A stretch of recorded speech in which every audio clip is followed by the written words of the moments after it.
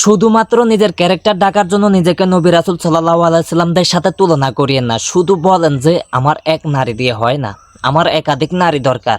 শুধু এটা বলেন যে আমার এক নারী দিয়ে হয় না। কেন শুধু শুধু ওই দিকে যান, এই দিকে যান, ওই দিকে উল্লেখ করেন, এই দিকে উল্লেখ করেন? আপনার মতন এমন হাজারো হুজুর এক নারী দিয়া সংসার করে না।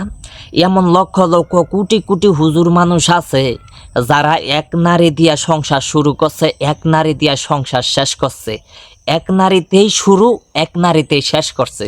কই, তারা তো এরকম বলে নাই যে নবী রাসূল সাল্লাল্লাহু আলাইহি সাল্লাম তারা একাধিক বিয়ে করছে, তাদের একাধিক বিয়ে করার নিয়ম আছে। তো তারা যখন একাধিক করছে তো আমরাও একাধিকই করি।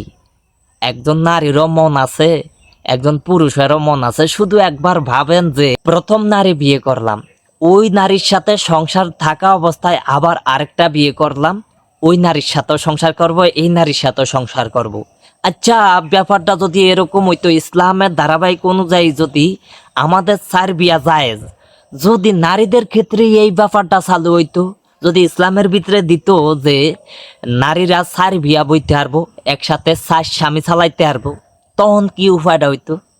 আমি আমি যদি বিয়া করি, আমার বউরে কখনো দিতাম যে আরেকজনের লগে সংসার করতো, যে হ্যাঁ লগে সংসার করো, আমার লগে আয়ো সংসার করো। ঠিক আছে, বিষয়টা মানলাম, ইসলামে 4 বিয়া যায়, 4 বিয়া করণ যায়। কিন্তু এখানে একটু ভাবেন যে যেই নারীর রাইখা আমি আরেকটা বিয়া করমু, ওই নারীর মনে কি কইব? ওই নারীর মনে একটা কষ্ট থাকবো নি। ভাবলাম যে যদি একটু সমস্যা থায়, যদি কোনো কিছু থায়, ওই নারী কইব যে আপনি আরেকটা বিয়া করেন। তাইলে ওই জায়গায় আমি মনে করি যে ঠিক। আজ যদি দেখা গেছে সমস্যা নাই, কোনো কিছুই নাই, বিগত আমার ক্যারেক্টার লুজ, আমার 2টা বউ লাগবো, 2 বউ লগে সংসার করন লাগবো। কে রে, হাজারো হাজারো পুরুষ বিয়া করতে আছে না, এক নারী নিয়ে সংসার করতে আছে না, এক নারী দিয়া চলতে আছে না। এই সামান্য একটু এই যে দম নিঃশ্বাস, এই জান্দা ইন্দা যাইতেছে আর আইতেছে, ইয়ানের উপর ভরসা করিয়ে একেবারে জীবন যৌবন চলে না কেন? আজকে আছি কালকা নাই, টুক করিয়া দমকান যাই লেগা, এই যে শ্বাস নিঃশ্বাস কদুর হাওয়া যাইতে আছে আর আইতেছে, ইয়ান বন্ধ হইয়া যাই লেগা কই যাইব এই জীবন যৌবন? সুন্দর মতন মানছে খাড়ো করিয়া উড়িয়া 4 জন মানুষ ধরিয়া নিয়া ওই যে কবরস্থানে গুইতা দিয়াইব, হিয়ানো মনে করেন মাটি ছুটি দিব, হাঁইব, জম্মের হান হাঁইব, এমন হান হাঁইব যাতে করে বাইরে গন্ধ না ছড়ায়। কোনোভাবে যে এই দেহ ফচ্চা গিয়া গন্ধ ছড়াইব, ওরকম কোনো সিস্টেম অ্যাঙ্গেল রাখবো না। তো এই সামান্য একটু জীবন নিয়া কত চিনি বিনি, এইটা সেইটা, ওই সিনেমা, এই সিনেমা, এই নাটক, এই আরে শুধু 4 বিয়ার দিকে ফলো করেন কে রে? ইসলামের ভিতরে আরো কত কিছু জায়েজ আছে, কত কিছু আছে।